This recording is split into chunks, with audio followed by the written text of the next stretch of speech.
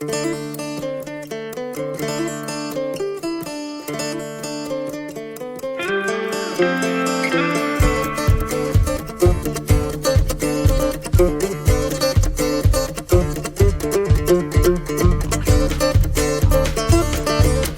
to the Hay Kings podcast, brought to you by Crone. Today on the podcast, we're joined again by Mr. Jeffrey Alfalfa Jackson. Now, what's your title there? I want to make sure I get this right. Okay, so it seems to transform and move all over the place. Noted. I'm an alfalfa and forage specialist. That's where my career started. I also now get to manage the sorghum portfolio at Cropland with all of the forages and the grain sorghum. And recently, and not any less important, but the triticale product manager for Cropland on a national footprint as well. So I have all kinds of fun projects, John. We might have to do an episode on fall planted triticale in conjunction with warm season. I know you've been talking about those in rotation, but we'll come back to that. I like that idea. Well, it also has been a couple of weeks since we put out an episode, and part of that's on me. I'd like to announce the birth of my son, and that's eaten up quite a bit of my time where I just haven't had my act together. Yay! Yeah. So, Papa John. Yep. Okay. Now, all right, let's talk about tips for late seeding alfalfa. I already told you that my neck of the woods, we're not going to do this because we're looking at a frost in 3 weeks.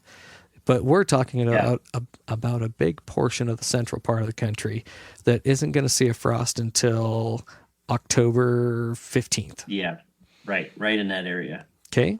So this is an ideal timing. And I'll tell you too, John, I grew up in Northwest Iowa.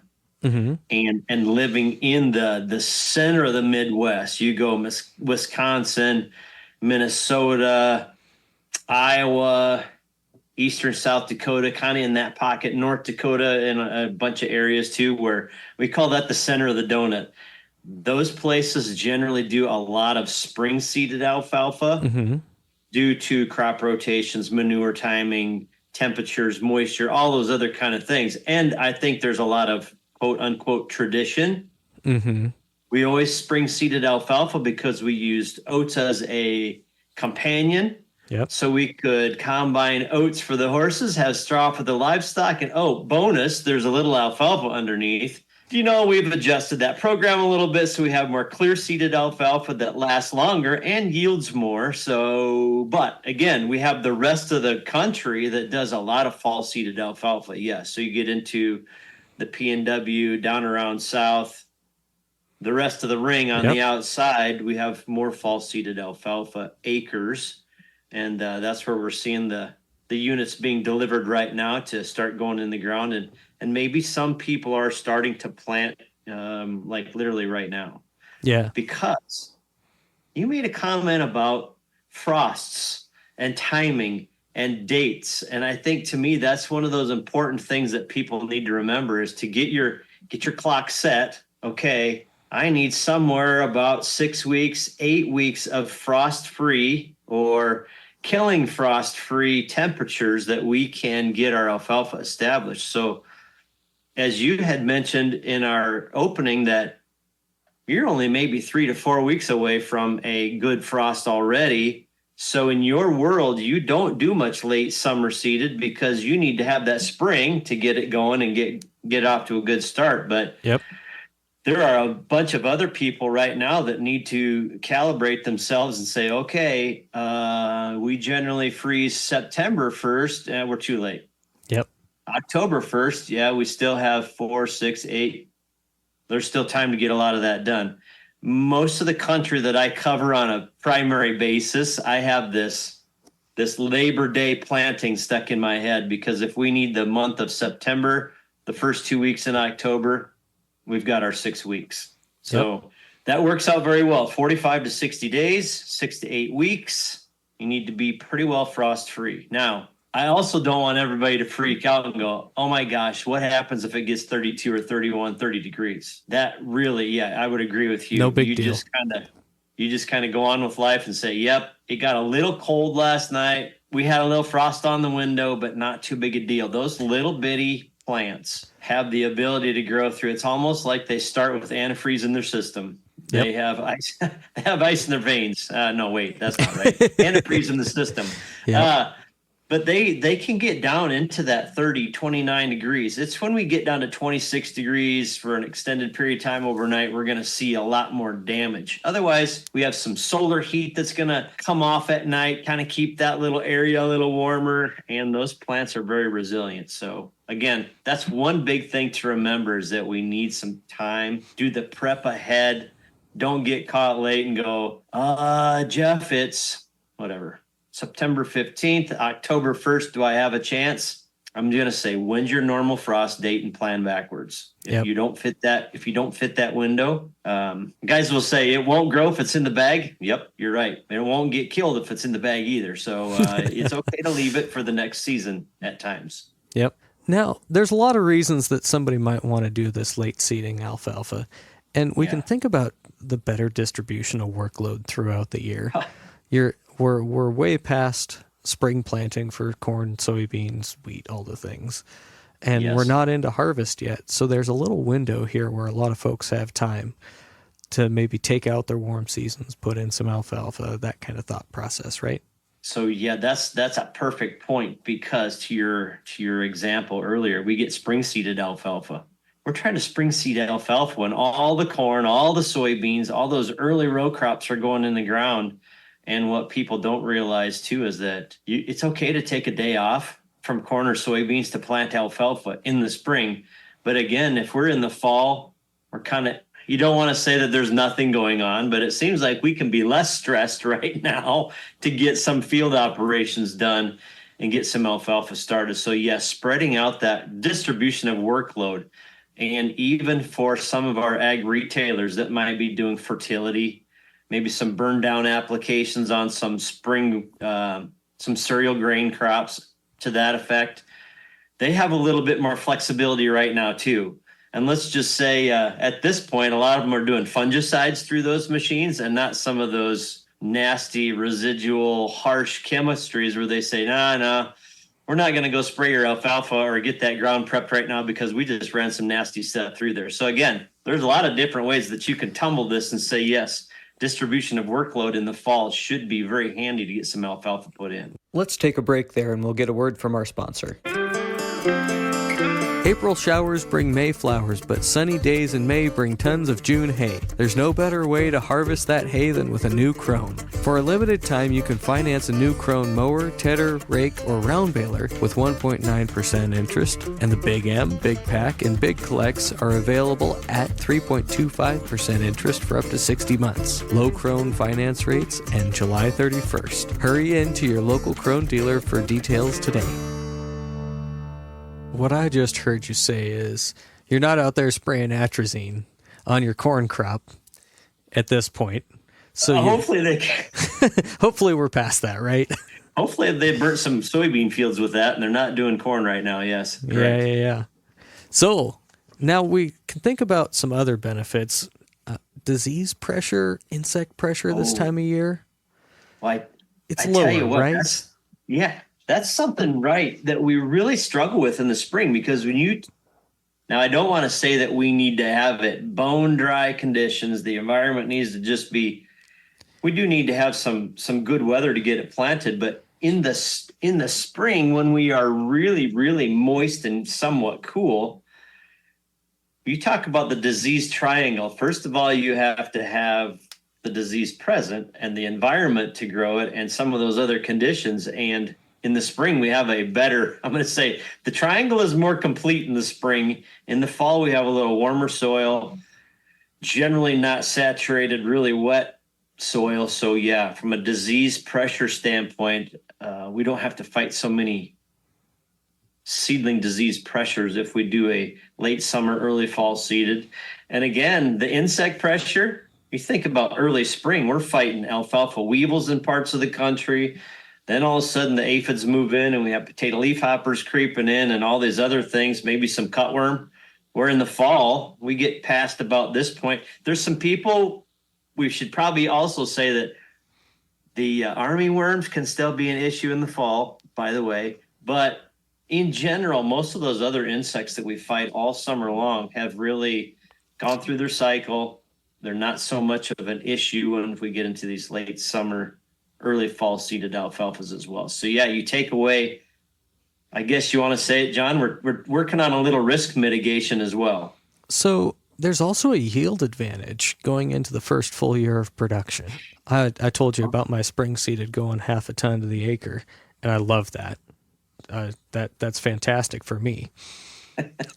But if you're going to fall plant, you're not expecting any cuttings this year, but you can expect full production in the spring next summer. No, that's a huge piece, and given the geography that I grew up in and the part of the country that I started my career, we were all spring seeded, so I didn't really ever know the difference. I've recently moved to a different part of the country, get a little bigger growing season, followed some cereal grain here last couple years ago, and did my first fall seeded myself. And I tell you what, being able to come right out there full bore right away in the spring and take that full cutting early and get a full season out of it is it's a tremendous benefit for those people when you're trying to get something started and get, as you mentioned earlier, get that first seed payment taken care of and some of those crop inputs and just clean it up right away out of the gate really helps a bunch. So yes, not having to wait 60 days after it's seeded in the spring to take a crop is a huge, huge benefit to be on your way to, I about said financial freedom, but nobody's going to agree with that. That's not how that actually works. Yeah. It's really some really neat advantages to that fall program, absolutely. But you still need to set yourself up to get all that stuff done. Yep. All right. If we're talking about the actual planting part of fall seeding, yeah, it's not any different than the spring. Do some tillage, get it smooth, pack the ever-loving snot out of it, and plant it, and then maybe pack it again. And again and again and again. I'm a big fan of painting. Oh, yes. Seed to soil contact. We focused on seed to soil contact today. So that's very important. And two trains of thought with seeding alfalfa in the fall. First one is if you have a tremendous amount of residue that you need to get tilled under, your fields aren't smooth potentially, depending on what your crop rotation looks like, that fall tillage can be a big piece. Part of your conversation earlier was not about drying things out too much. So yes, we don't want to go through excessive tillage to dry it out because we need that moisture to get the seed germinated. So whatever we can do to reduce tillage at times also helps. So if you do the tillage, yes, we do need to have a packing, firming action because we need extremely good seed to soil contact. And if we have a little bit drier soil, it's even more important than having a more moist soil because we've got to get moisture to that seed. Has to literally imbibe 125% of its body weight in moisture so it can germinate. So we really need to have moisture is critical. So firm seed bed, again, in the fall is just as important or more important than in the spring.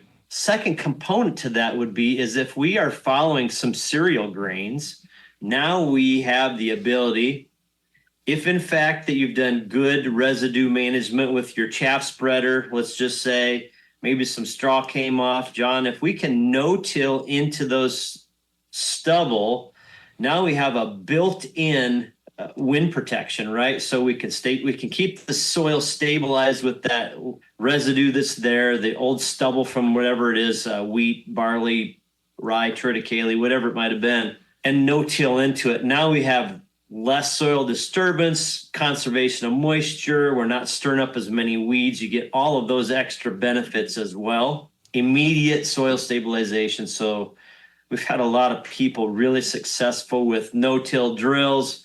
Maybe they're in part of the country where they have some big air seeders. Yes, they work tremendous to get alfalfa established because we have good row depth control and all those pieces as well. You said the magic word, depth. Yeah. How deep? Well, let me put it this way. We need, especially fall seeded alfalfa, we need the alfalfa in the soil, not on the soil. So anybody that calls me and says, hey, Jeff, I'm kind of in a hurry. We got this going on. We're going to just throw some in a spreader and go spread it out, harrow it in. Brings me heartburn every time. In the fall, we just talked about soil moisture being important. We're probably going to be a little bit less soil moisture. So spring seeded, we always ask people, 3/8 of an inch, quarter of an inch, half an inch deep if you're on some really sandy, coarse soil. Got to have some moisture. Fall seeded, we're given some permission to go a little deeper. We might have to get a little deeper. Soils aren't as heavy and wet in the fall generally, so 3/4 of an inch, but we want it in the dirt, not on the dirt. So that's going to require a drill, folks.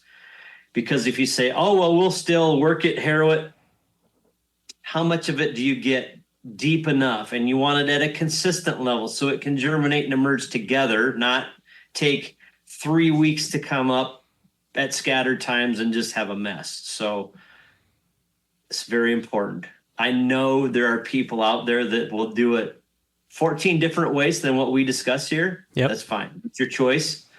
We're trying to provide you all the best scenario to reduce risk and have a higher chance of success. Now, what you just described for fall planting in drier conditions is a bit like my spring planting. And the advice that I would give is, I've put the money on the line here.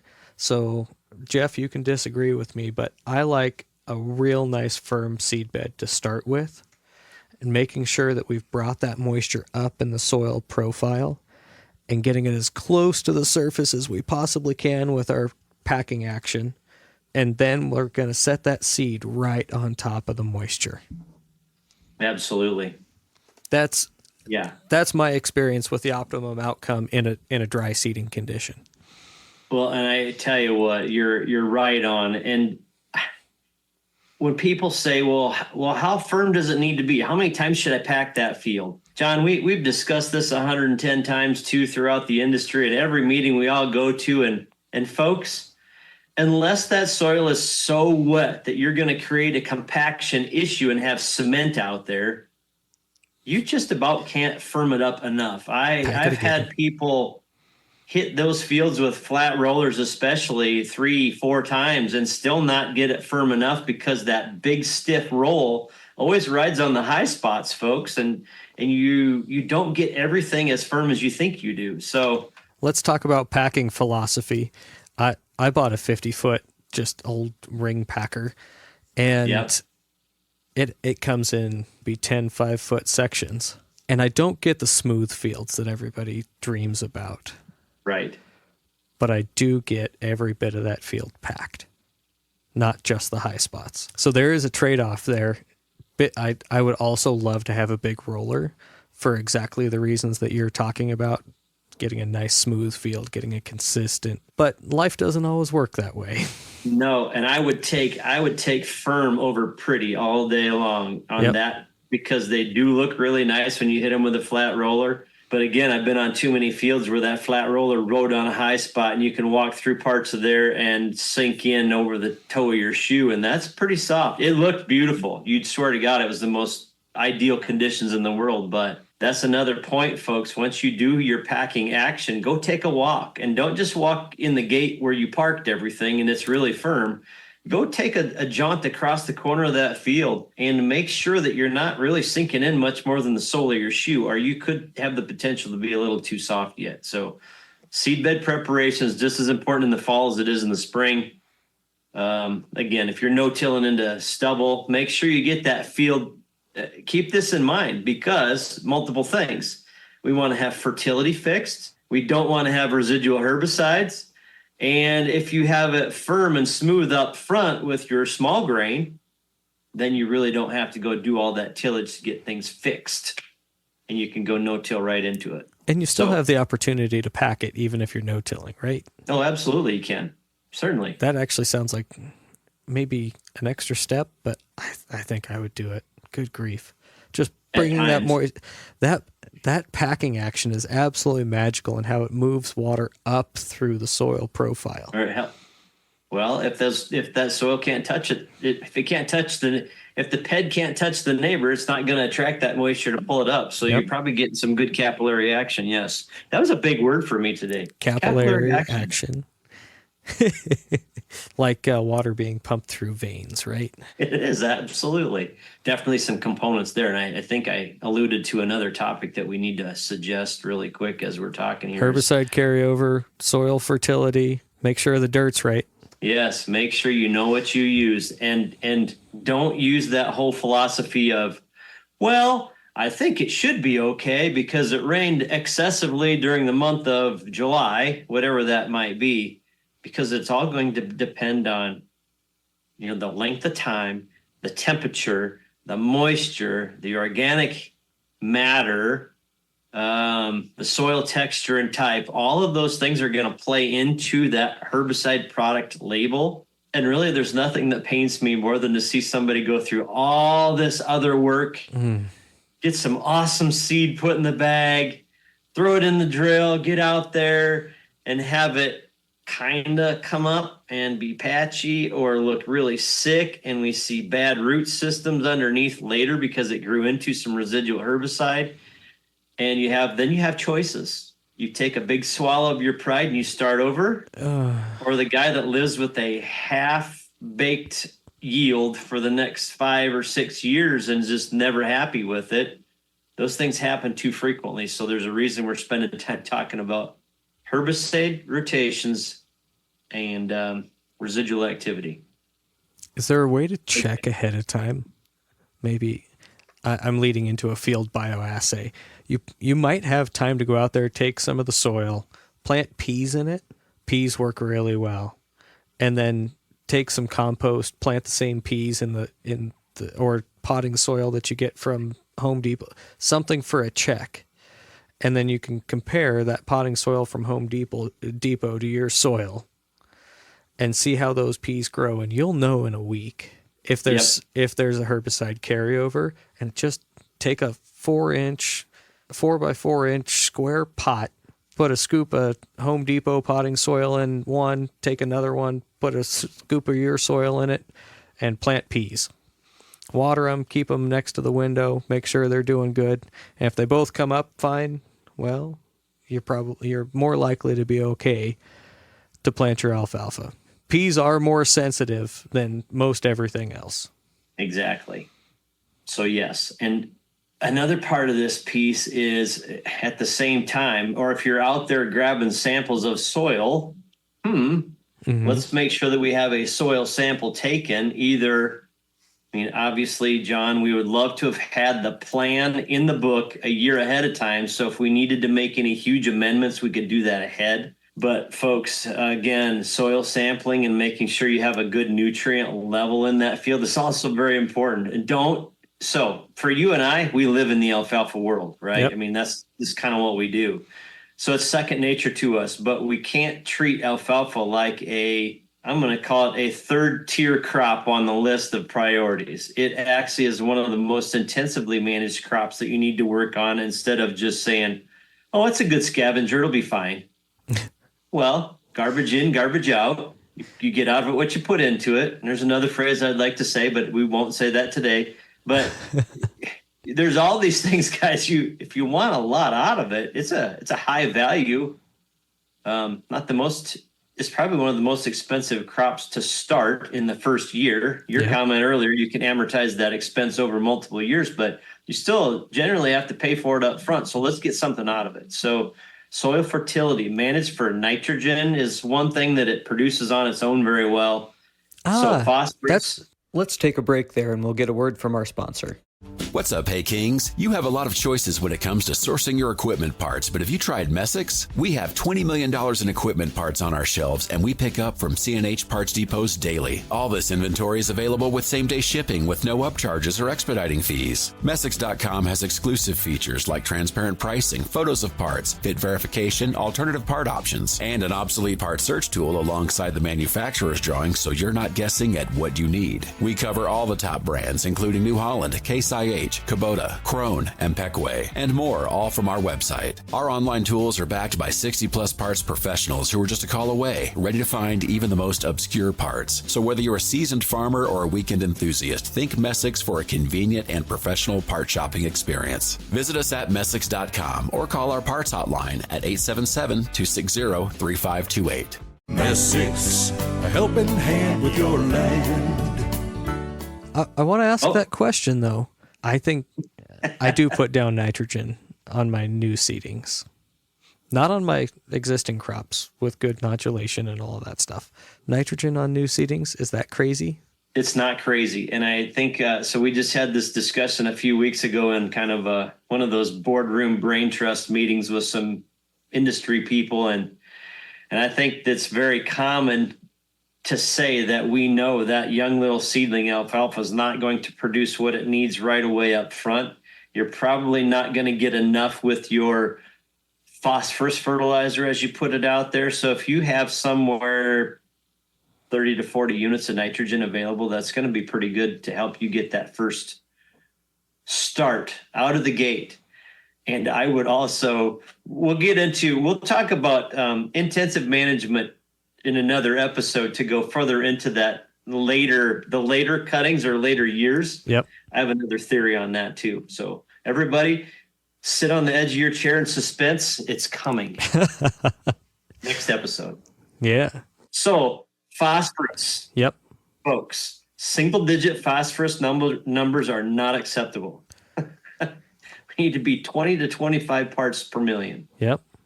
And then potassium, 150 parts per million? Minimum. Yes.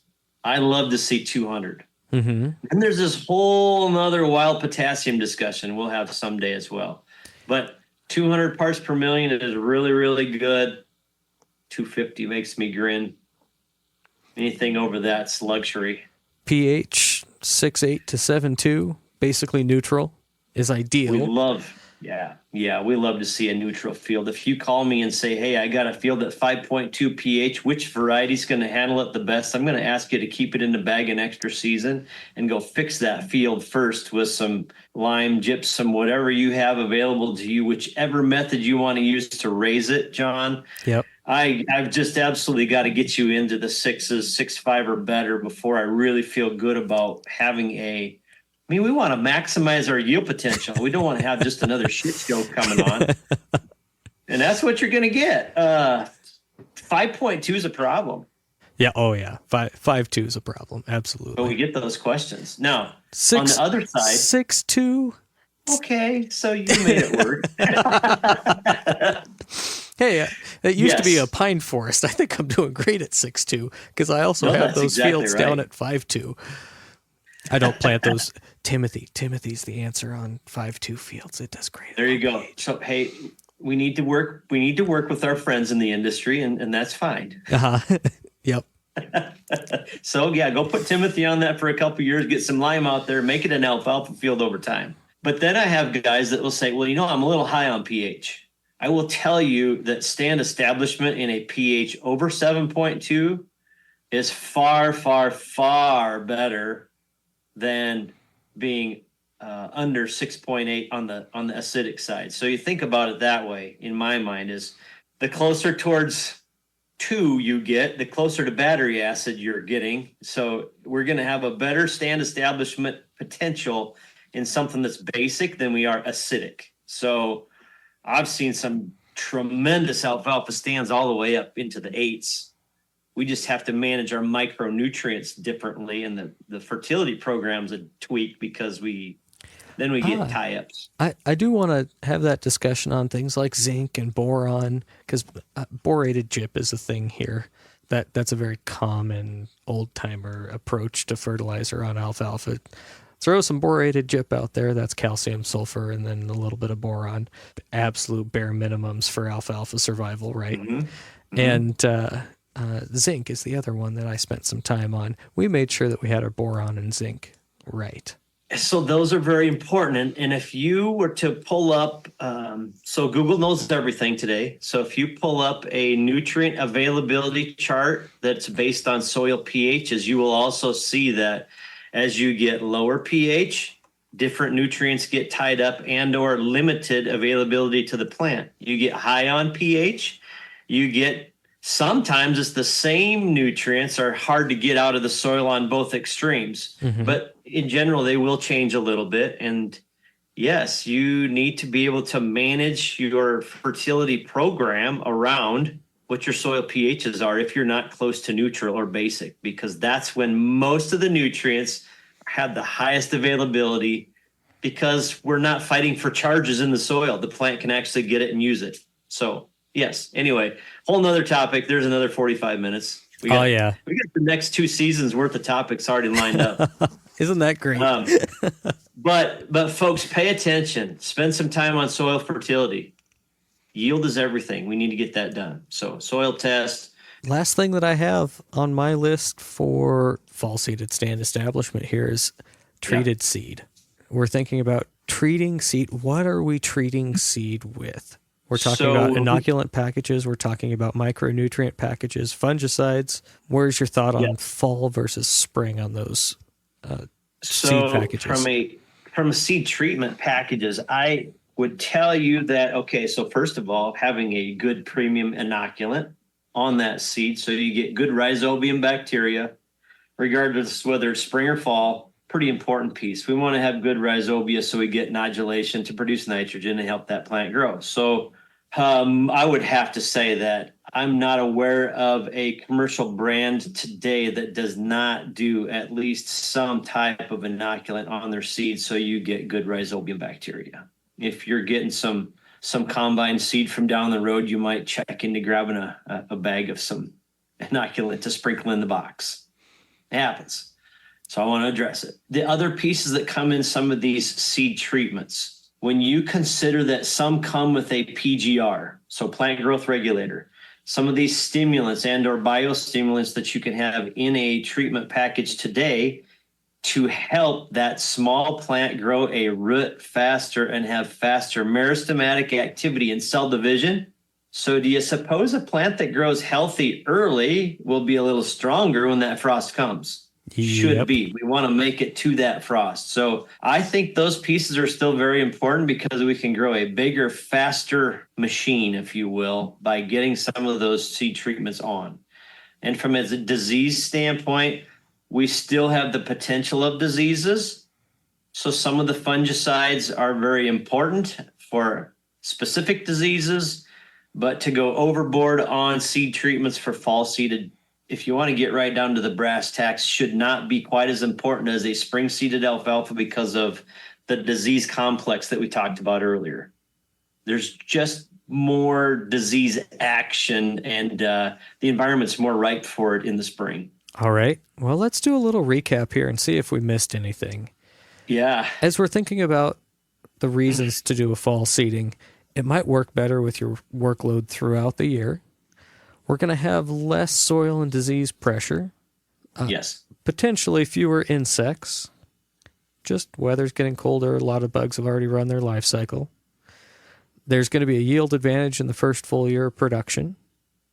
And then the things really to keep in mind, make sure you got your soil pH and fertility in line. Make sure we're doing our seed bed preparation the way that it needs doing.